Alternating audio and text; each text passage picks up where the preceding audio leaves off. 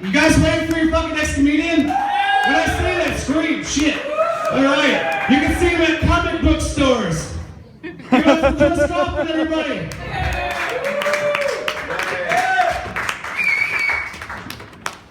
Alright, you guys ready to get fucking weird? Yes. So my name's Chris Coffman. I recently came out of the closet. Oh no, don't clap. I've just been agoraphobic most of my life. And that's not a joke. I was agoraphobic for a long time. I didn't leave my house for nearly 8 years. But my family, they didn't like the stigmatism of the word agoraphobic. So they called me something else. A failure. That's right. So I get asked all the time what political party I belong to. And I always answer the same way. I say the taint party. And they always come back with the same quip. Oh, because you taint a Republican and you taint a Democrat? I say no, because my political views fall somewhere between that of a dick and an asshole. Now, I don't know when I quit being a Democrat, but I know exactly when I quit being any chance of a Republican. As you can tell, I'm a geek. I played Dungeons and Dragons when I was a kid. I invited over the president of the Young Republicans Club, and he sits down, I was the dungeon master, said, so, what do you want to do first? He said, I want to buy a gun. I said, there's no guns in this world. He said, fuck this game, stood up and pissed all over my room and left. I said, these fuckers take shit way too seriously. So, let's get to the Trump jokes, I guess. So, Trump backed out of the Paris Climate Agreement. But before he did, he traveled all over the world.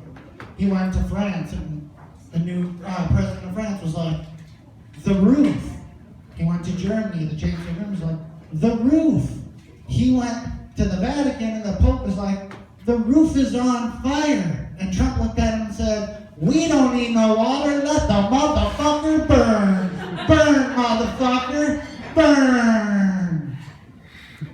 So, I saw a meme recently that said, no president has been treated worse for trying to do the right thing.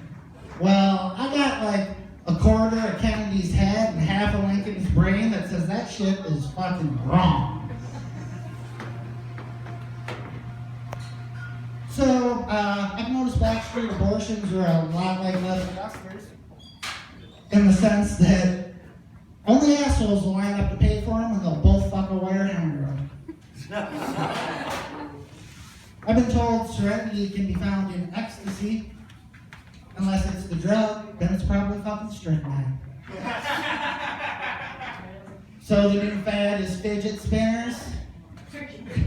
I got kids all day coming into my store buying fidget spinners. And I tell them, you know, we had fidget spinners back in my day too, except for they only spun on a stationary surface and it was called a fucking top. People of the Jewish persuasion have had them for thousands of years. They're called the fucking dreidel. So, in my lifetime, I've done a lot of drugs. I mean, a lot of drugs. But one of the funniest moments I ever had was the first time I dropped acid. Sitting with my roommates, we drop acid.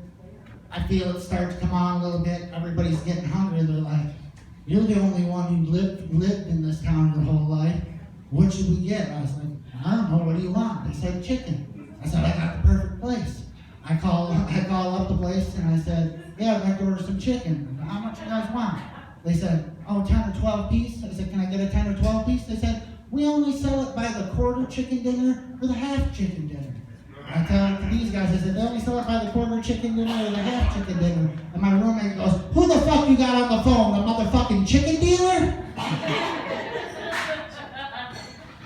So that same roommate gave me also one of the most awkward moments of my life. So we go out. First of all, I was dating this new girl. Was totally in love with her. Hadn't slept with her yet. We go out for like a 3 a.m. Walmart run, and he just jokingly asks, so when you're having sex, what song do you think about to keep the rhythm? And me, always being the jokester, said, the national anthem. What else? Well, later that night, we have a party. I take this girl back to my room. I'm finally getting in there, and all I hear from outside my door very quietly was, "Oh, say, can you see?" And I had two options. I could either get embarrassed and pop off or do what I did and go, "By the dawn's early light," and just keep fucking. So I love porn, all shapes and sizes. And I have to admit it, every now and again, I get a hankering for the kiddie variety. Because there's nothing like blasting a load onto the wonderfully edited pages of Cat Fancy magazine. I had a kid who used to work for me came up to me recently and was like, "How you doing?" "Oh, man, we're getting back in touch." And he goes, "I'll never forget when my mom died. You gave me a week off work. No one's done that since." I looked at him and I said, "Well, I sure hope not. I don't think your mom can fucking die twice. And if she can, then you better fucking kill her the second time because she's a fucking zombie." So I love the internet just keeps inventing new days for us, like Star Wars Day, Pancake Day, whatever other day you can possibly think of. But there's no give a broke comedian a hand job day. I mean, come on, Lord, when's gonna be my time? I guarantee that I will appreciate it far more than a fucking pancake. So, guns are a lot like sex offenders in the sense that you don't really have to worry about the registered ones, but the unregistered ones, you better keep an eye on.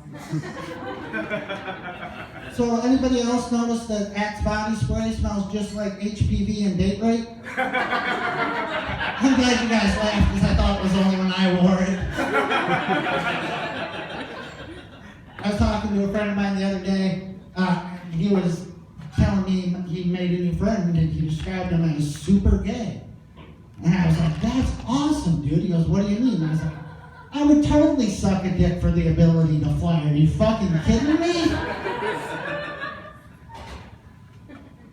I have a tough time dating because I have a Marilyn Monroe obsession.